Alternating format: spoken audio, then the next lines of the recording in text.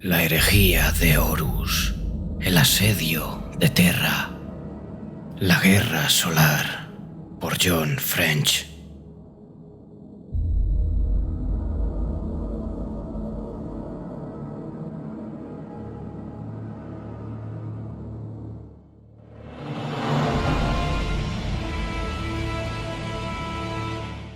Capítulo 16. El borde de la membrana. El lugar de nacimiento de los lobos. Marte coronado con fuego. Carguero Antius, membrana joviana. El Antius avanzó a toda máquina a través de la noche, en dirección al orbe de Júpiter, el cual cada vez estaba más cerca. Tras la nave, en el golfo oscuro que había atravesado desde Urano, los diminutos destellos de la batalla relucían como polvo de mica que se arrojaba ante un rayo de sol. Delante de la nave se encontraba la membrana joviana, reluciendo como un reflejo de la lejana luz de la batalla. Desde hacía mucho tiempo, Júpiter había sido la cuna de los clanes del vacío joviano y el hogar de unos astilleros que fabricaban naves espaciales sin parangón bajo la luz del sol y más allá. Unos misterios ancestrales estaban involucrados en el diseño de aquellas naves, y algunos de ellos los desconocían hasta los sacerdotes de Marte. A los clanes de sangre se les había permitido quedarse con gran parte de su poder y muchos de sus secretos a cambio de que juraran lealtad a Terra, después de que la especie Xenos que había dominado sus lunas hubiera quedado destruida durante los primeros meses de la Gran Cruzada. A pesar de dicha liberación, algunos miembros de las consanguinidades nunca se atrevieron a decir que habían cambiado unos tiranos por otros. Aquel brote de dudas no había impedido que los astilleros de Júpiter se convirtieran en el lugar de nacimiento de muchas de las flotas de la Gran Cruzada, las cuales se dirigieron primero a una guerra de conquista y luego a una batalla por la supervivencia. La membrana era la esfera de microrrestos que rodeaba los astilleros y fábricas de Júpiter. Se extendía hacia las profundidades del espacio en cada dirección. Allí nacían nuevas naves, o se reparaban o desmontaban entre los laberintos de los campos de desmontaje ecuatoriales. En el borde de la gravedad del gran planeta vivían los chatarreros de clase baja, quienes extraían restos de la oscuridad del golfo del interior del sistema. En los bancos de estaciones, ciudad de los polos, los altos clanes gobernaban sobre poblaciones vinculadas a ellos por la sangre, el matrimonio o los juramentos. Se decía que el vacío se encontraba en todos ellos, una frialdad en su sangre que la iluminación de la verdad imperial no era capaz de desterrar. En aquellos momentos, conforme los enemigos de aquel mismo imperio se aproximaban, los nacidos en el vacío de Júpiter se dirigieron en masa a la oscuridad para defender su hogar. Entre las balandras de combate y los bergantines de los clanes jovianos navegaban las embarcaciones de la flota de la tercera esfera. Se trataba de naves de guerra del ejército imperial y de la 7ª y la 9ª legión. Todas estaban listas para la batalla, puesto que habían recibido las señales de Urano y de Terra. Sabían que lo que iba por ellos era la fuerza que había quebrado la puerta Elísia. Sabían que, a aquel lado de la luna, Júpiter y su esfera de dominio eran la mayor fuerza que los invasores iban a tener que sobrepasar. Ningún comandante que quisiera capturar Terra podía permitirse no enfrentarse al poderío del vacío de Júpiter. En el puente del Antius, el cual se dirigía a toda marcha hacia Júpiter, Mersad y Oliton no podía ver ni lo que les esperaba ni lo que se encontraba tras ellos. Unas luces rojas parpadearon en las consolas. La luz se reflejaba en la sangre y el aceite que chorreaba de la sacerdotisa que yacía a sus pies. Chi-32 Beta estaba muriendo. «¿Qué nave sigue ahí?», preguntó. «¿La nave que han lanzado el asalto contra nosotros?». Chi-32 Beta sintió. Una nueva oleada de líquido oscuro supuró de la visioingeniera bajo su túnica. Detrás de Mersadi, un grupo cada vez más grande de refugiados de la bodega de la nave llenaba la plataforma de mando. Han, han intentado contactar por el comunicador con el grupo de asalto, pero la voz de Chi-32 Beta se convirtió en un borboteo de estática y las luces de las consolas de todo el puente parpadearon. Pero no han recibido ninguna respuesta. Están muertos, le explicó Mersadi. ¿Cómo? No tiene importancia. ¿Puedes poner la nave bajo control? Chi-32 Beta tembló, y un segundo más tarde, el movimiento se repitió en las luces. No bajo control. Está herida, pero seguirá su rumbo. La tripulación. Tenemos tripulación, la interrumpió Mersadi, mirando hacia las distintas personas de la plataforma. Unas cuantas se movían entre las consolas. Todavía había manchas de sangre sobre parte del equipamiento, aunque habían retirado los cadáveres y habían destinado unos intentos en vanos a limpiar las manchas y el hollín de la cubierta y la sala de mando. La mayoría de la tripulación de refugiados estaban mirándola a ella y a la tecnosacerdotisa. El terror y la incertidumbre se mezclaban en sus ojos. Mersadi miró a Gate. La expilota de puerto estaba mirando las pantallas y palancas junto a los principales controles de mando. «Gate», llamó al hombre por su nombre y se llevó sus palabras de toda la confianza que no sentía. Él le devolvió la mirada. «Coloca a alguien en cada puesto, rápido». Gate asintió y se dio media vuelta. Lo oyó empezar a gritar. Empezó a decir Chi-32 Beta. «Es una nave militar. He intentado crear interferencias para que el enemigo no se dé cuenta». La viceingeniera tosió y balbuceó. «¿Los motores?», dijo Mersadi. «¿Siguen funcionando?» «Sí, pero si cambiamos de rumbo lo verán y entonces se darán cuenta. Armas, tendrán armas». Las palabras calaron hondo en Mersadi. Podrían haber derribado Lantius y dejarlo hecho añicos. Todavía podían hacerlo. Sin embargo, se habían dirigido allí para asegurarse de que ella hubiera muerto. Aquello era lo que les estaba echando atrás. Tenían que cerciorarse de haber acabado con ella. En algún lugar, al otro lado de las ventanas, unos ojos observaban con atención las pantallas de Auspex y señales, y unos labios contenían la orden de matar. «¿Puedes verlos?», preguntó. «¿Los sensores de la nave captan al enemigo?» «Un espectro en el borde de luz», siseó Chi-32 Beta. «Y hay otras cosas también, más lejos, pero se acercan. No sé qué. No sé quiénes son». «¿Cuánto queda hasta Júpiter?» «Nos estamos acercando a la membrana.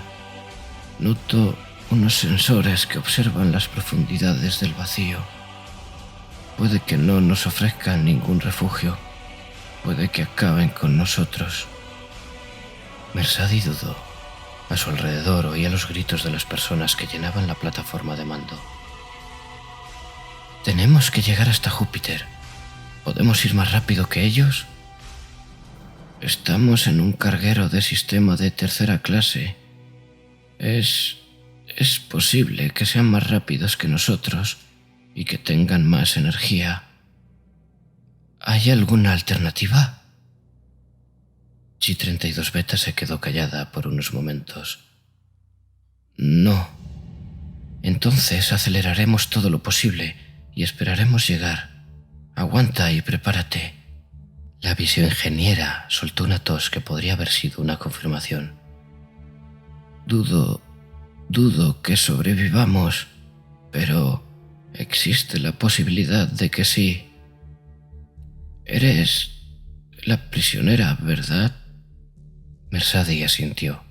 «Soy yo, sí». La viceingeniera se quedó callada por unos momentos.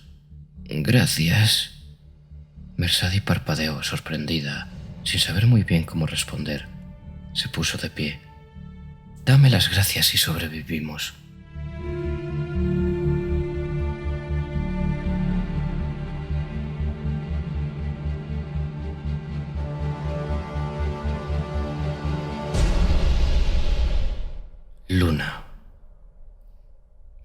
de torpedos golpeó el borde de la flota de asalto.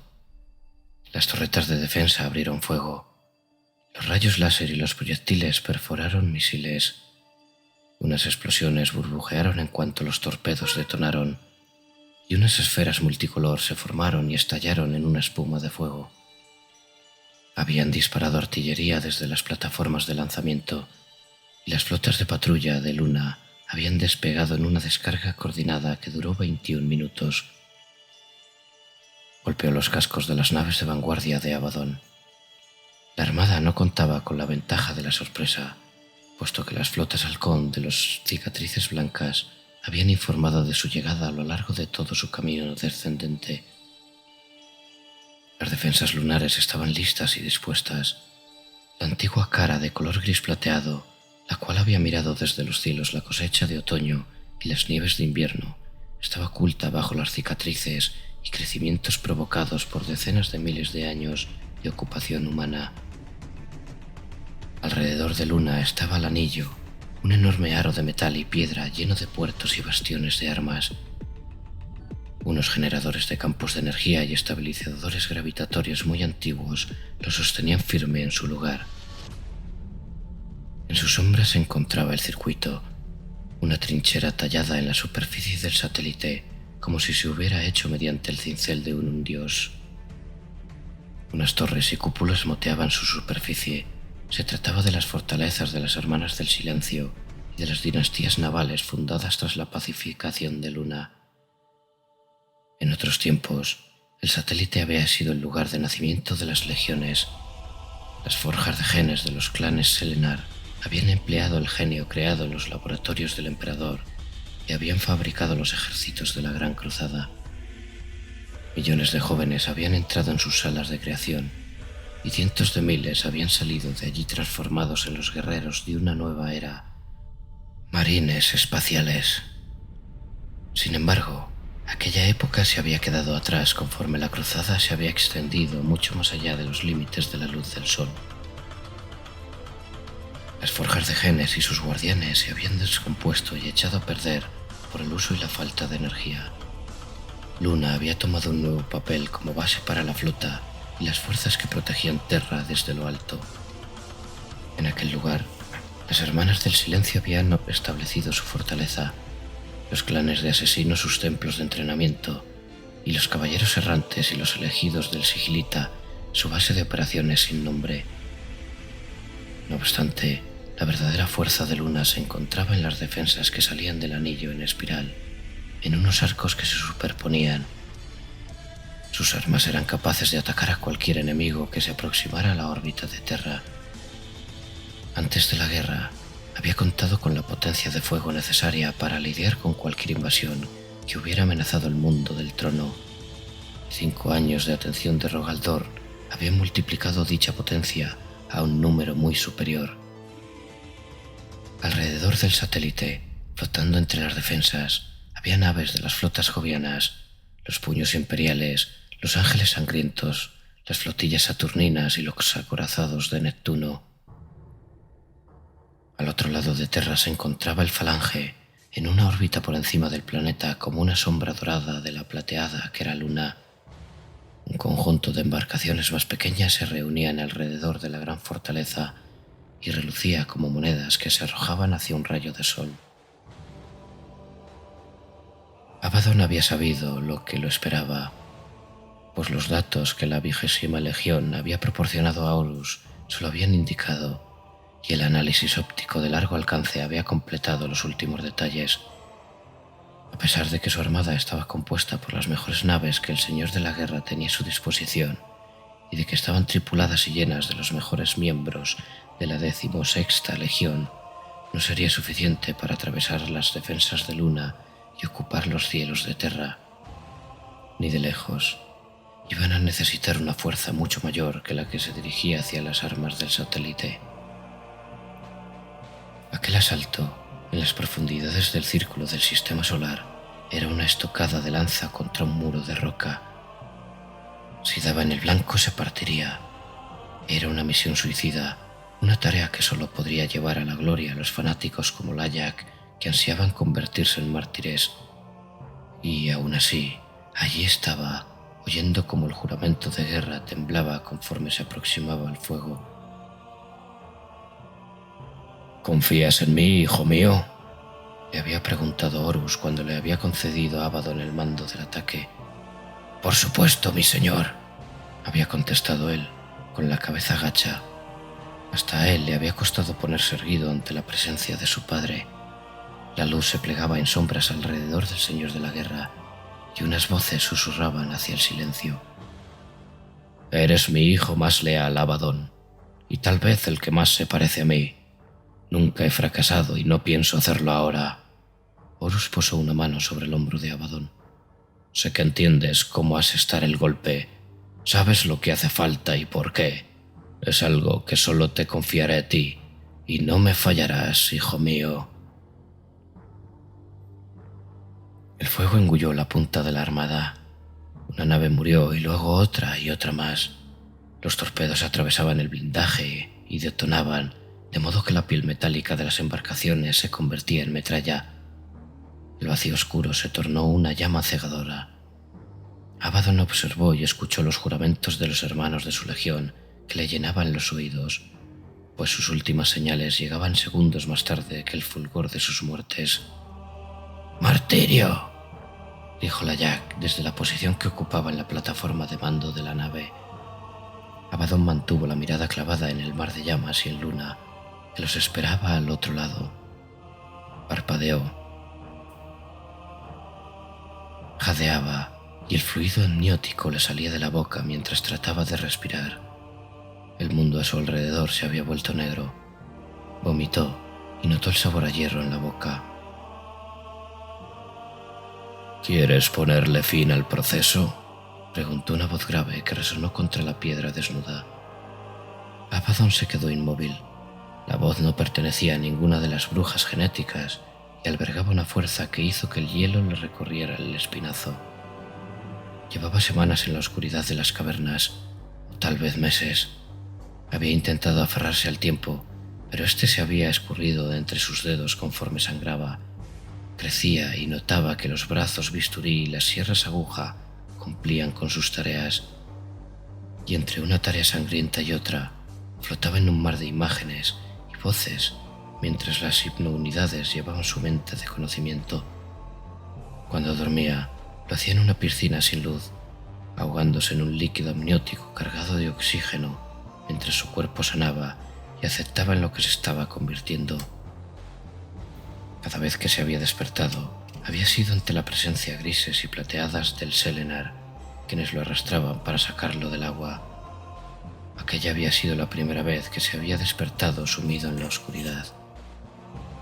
«¿Quién eres?», logró preguntar, mientras un escalofrío le recorría el cuerpo.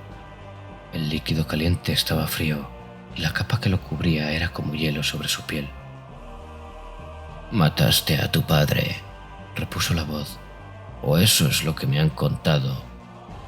Abaddon se quedó quieto para tratar de notar de qué dirección provenía la luz. «Así es», dijo, y oyó que las palabras resonaban una y otra vez en la oscuridad. «¿Te avergüenzas de ello?». «No», contestó Abaddon. «Era algo menos que un hombre. Era un rey. Una corona no significa nada». Una carcajada cálida y alegre recorrió la oscuridad. «¿Y qué es lo que sí tiene significado, hijo de Catonia?», le preguntó la voz. «La verdad». «Exacto», dijo la voz. Se produjo una pausa en la que solo oyó su propia respiración que se ralentizaba y el suave ondeo del líquido en el que se encontraba. «¿Quién eres?», volvió a preguntar Abaddon. «Soy quien ha venido a traerte la iluminación». Un traqueteo de engranajes y un siseo de pistones seguido de luz. Una luz brillante que caía sobre él y le engulló la vista. Quiso cerrar los ojos, pero estos ya estaban difuminando el brillo y reluciéndolo una intensidad que iluminaba sin llegar a cegarlo. Giró la cabeza. El foso amniótico era circular, tallado en un suelo de piedra negra perfectamente lisa. El techo era una cúpula hecha de aquel mismo material. Un iris se había abierto en el centro y un rayo de luz brillaba desde lo alto. Luz estelar primaria, le dijo un susurro de conocimiento implantado mediante hipnosis en un rincón de su mente. Aquella era la luz solar que brillaba a través de un conducto en la superficie de la luna. Notó que la radiación siseaba por toda su piel.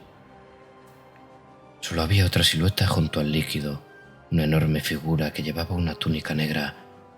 No tenía pelo y sus rasgos eran anchos y fuertes. Aún así, fueron sus ojos los que le llamaron la atención a Abaddon, oscuros, sin parpadear. «Eres el señor Horus Lupercal», dijo Abaddon. Horus asintió sin dejar de clavar la mirada en él. «Y tú eres el hijo de Cazonia del que tanto he oído hablar». «Hay miles de nosotros, miles y miles. Yo solo soy uno de ellos». Horus soltó un resoplido antes de encogerse de hombro. «Serás de los últimos en renacer en este lugar. La forja de nuestros guerreros va a empezar a producirse lejos de aquí, entre las estrellas que conquistemos. Llevamos décadas saliendo de este líquido para dirigirnos a nuestra nueva vida, pero dentro de poco ese ya no será el caso. Nos llevaremos el nombre y el recuerdo. Lobos lunares, esa será nuestra hermandad. Lobos hechos por la luna, llevados desde la noche hasta la iluminación». El primarca estiró una mano abierta hacia Abaddon. Una moneda reflectante relucía sobre su palma. «Mis hijos no son muy dados a la exageración, y Sejanus dice que toda esta última generación debería estar aquí para darte la bienvenida a nuestra hermandad». Abaddon miró hacia la mano de la criatura, cuya fuerza había empezado a recorrer sus propias venas. «Mi señor», dijo, y notó la verdad de ello en el espacio que había quedado vacío por todo lo que había quemado y dejado atrás. «Álzate, Abaddon», le ordenó Horus. «¿Por qué esto me parece una muerte?» «Porque lo es, porque cuando me des la mano no serás un hijo de Cazonia ni el heredero de un rey muerto. Seré un lobo lunar». «Sí», dijo Horus, «así será». Y entonces, de un lugar que había olvidado, surgió otra palabra, una que le supo como un juramento. «Padre», dijo Abaddon. Horus asintió una sola vez. «¿Me servirás, Abaddon?» «Lo haré», contestó, y cogió la moneda de Horus que le ofrecía con la mano. Abaddon abrió los ojos tras parpadear. El juramento de guerra avanzaba hacia el fuego. Los restos de la vanguardia pasaron cerca de la nave dando tumbos, unas piezas de metal masticadas que no dejaban de dar vueltas mientras unos impactos perdidos estallaban contra los escudos. Tras ella, la mayor parte de la armada la seguía. Martirio, otra palabra para el suicidio, para la matanza en nombre de unos ideales vacíos. «Sublanzas, comenzad vuestros vuelos de asalto», ordenó Abaddon. Unas formaciones de 100 naves cada una se separaron de la masa de la armada en unas configuraciones con forma de cuchilla. Trazaron una trayectoria curva y empezaron a desatar sus cargas de torpedos y bombarderos. La batería del anillo de luna y del banco de defensa abrieron fuego en una volea coordinada. Las primeras municiones de los atacantes detonaron en el vacío. Las flotas de sublanza avanzaban para tratar de perforar el borde de la flota defensora. Lanzaron su segunda volea. Unos torpedos de abordaje surgieron de sus tubos y unas nubes de naves escolta formaron a su alrededor. Los defensores evaluaron la maniobra y abrieron fuego con macrocañones. El espacio en el camino de las oleadas de torpedos de abordaje hirvió con las explosiones. Las alarmas llenaron el interior de los torpedos y los bombarderos conforme se dirigían hacia el fuego. La metralla atravesaba los paneles blindados y algunos torpedos se partieron en dos. Unas siluetas de armadura verde azulada salieron dando tumbos hacia el fuego y la noche. La mayor parte de la armada seguía alrededor del juramento de guerra, una formación en columna de 1000 naves. Las embarcaciones de los defectos se esparcieron ante ellas en un disco convexo y el fuego alcanzó los flancos de la armada. Los escudos destellaron y el brillo de los cañones relució alrededor de la pálida hoz de la luna en los cielos nocturnos de Terra.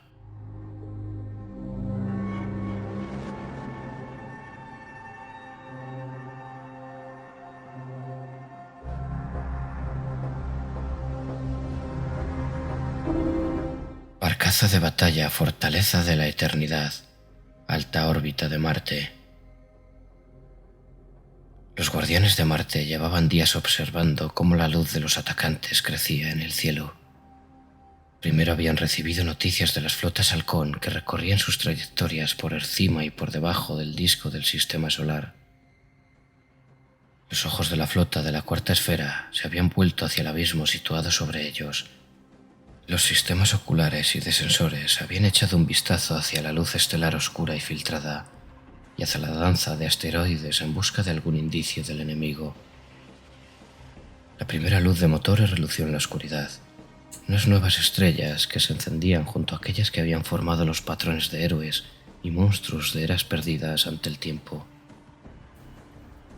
En la superficie del planeta se había hecho el silencio, y la quietud se había sentado por todas las planicies rojas. Durante más de media década, los lanzamientos de cohetes y los rayos de energía se habían entrecruzado por la delgada atmósfera conforme los discípulos del nuevo Mechanicum de Kelvor Hall habían lanzado su fuego a la flota de bloqueo. Marte había brillado por las explosiones y se había sumergido en el polvo de la lluvia de metralla, al tiempo que las distintas facciones de la superficie se atacaban entre sí.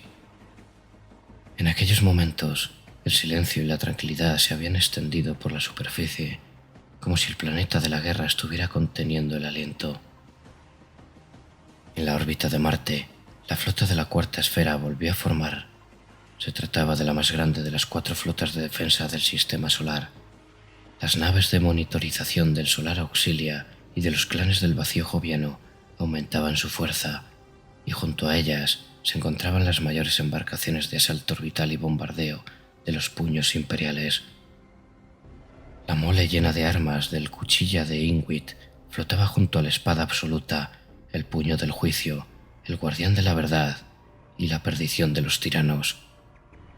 Unas subflotas de cañoneras, destructores y cruceros de lanza flotaban en la órbita de las embarcaciones más grandes, pese a que llevaban años combatiendo para contener al enemigo en la superficie del planeta rojo. En aquellos momentos rompieron aquel cordón. A bordo de la barcaza de batalla, fortaleza de la eternidad, el señor castellano Camba Díaz aguardaba. Había retirado a todas sus tropas de la superficie de Marte. Las expediciones de asalto habían retrocedido y las compañías de reconocimiento habían abandonado su equipo de guerra en favor de las armas del combate en el vacío. Los Lex mecánicos y los magos Ordinator habían dirigido su atención a las armas. Unos minadores habían pasado por el espacio que el enemigo iba a tener que atravesar. Habían transmitido unas señales débiles y entrecortadas a las flotas halcón de los cicatrices blancas que rastreaban al enemigo conforme éste se aproximaba al planeta.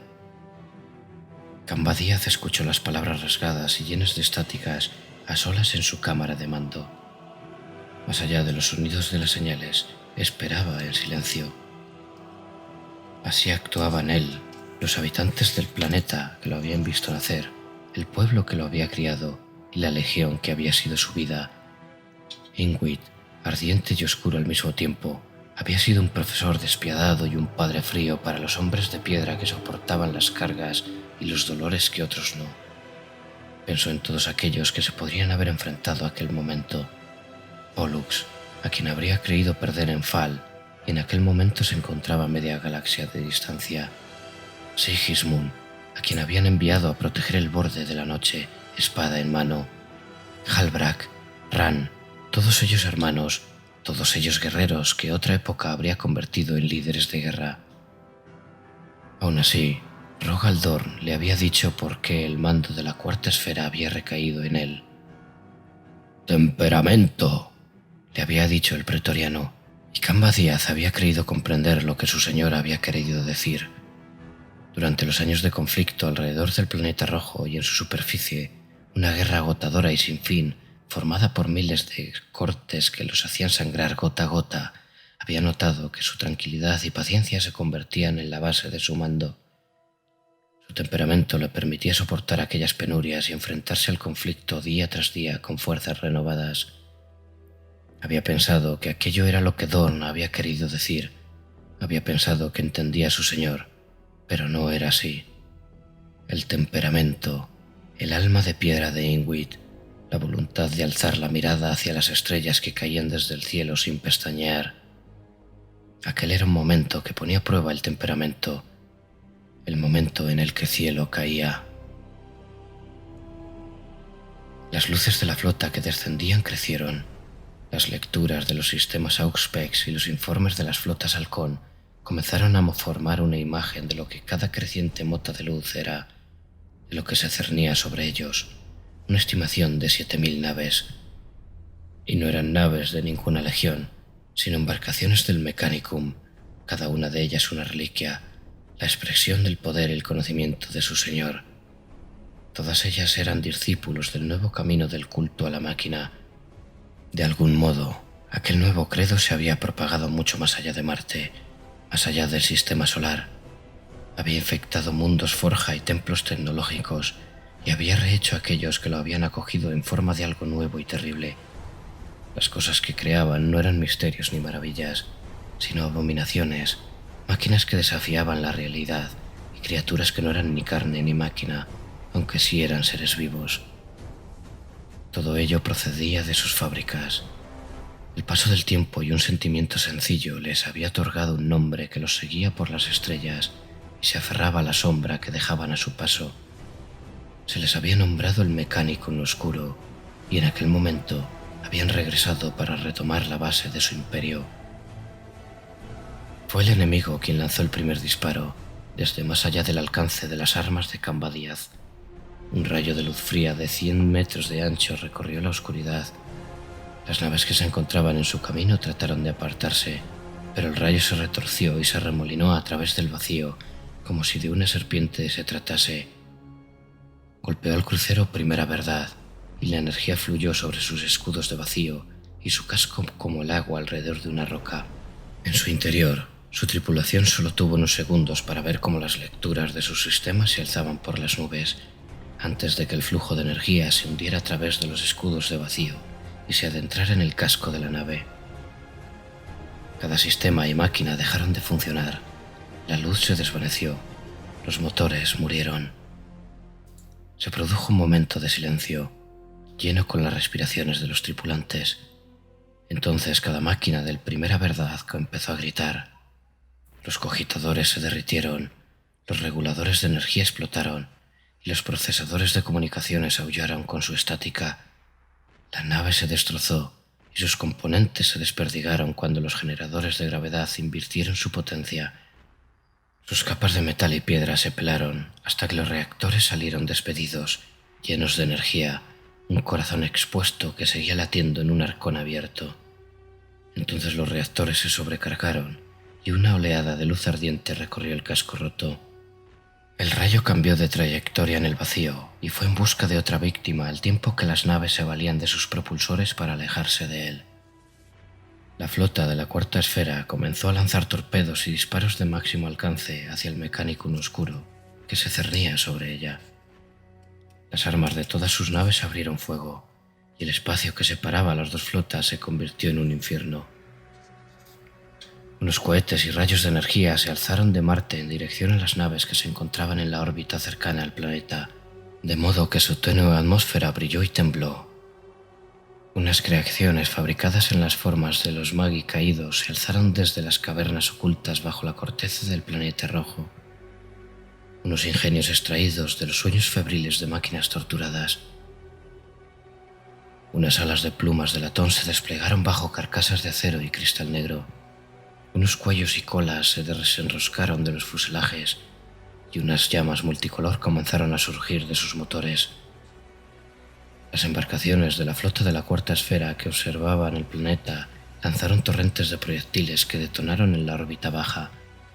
Unas oleadas de energía caótica y metralla destrozaron enjambres de máquinas enteras y las hicieron caer de nuevo hacia el polvo rojo del que acababan de salir. Algunas de ellas se reformaron según caían, rodeadas de llamas, con el metal uniéndose y los restos juntándose en nuevas formas que volvían a ascender hacia el cielo. El silencio que había envuelto a Cambadíaz mientras aguardaba aquella batalla ya había desaparecido, pues cada nave y cada canal de comunicación resonaba con el atronador rugido de la guerra. Lo escuchaba todo, como un diluvio de sonido, gritos que resonaban sobre canales de comunicación que se cortaban, órdenes que se pronunciaban con un último estertor, el aullido metálico de las bestias mecánicas que se alzaban a través del aire. Los proyectiles y misiles habían comenzado a estallar entre las naves, y un código malicioso se adentró en las señales de comunicación y acabó derramándose sobre las unidades de sensores. Cambadíaz escuchó antes de cortar los enlaces y dirigirse a los guerreros que lo habían seguido durante media década de guerra. «¡Quebradlos!», ordenó, no en voz alta, sino con un tono sopesado, tanto una orden como una promesa. El caos se propagó por la línea de batalla de los defensores. Una oleada de torpedos lanzados desde un cuarteto de naves de monitorización detonó en cuanto salieron de sus tubos y destrozaron las naves. El macrocarguero Dédalo soltó su atmósfera en 2/3 de sus cubiertas cuando el código malicioso se apoderó de sus sistemas cogitadores. Varias escuadras enteras se desvanecieron en esferas de luz fría. Sin embargo, las naves de Cambadíaz ya se habían enfrentado a las fuerzas de los falsos tecnosacerdotes en numerosas ocasiones. Oyeron la orden de su comandante y se alzaron para combatir a sus enemigos, sin dudarlo ni un solo momento. «¡Quebradlos!»,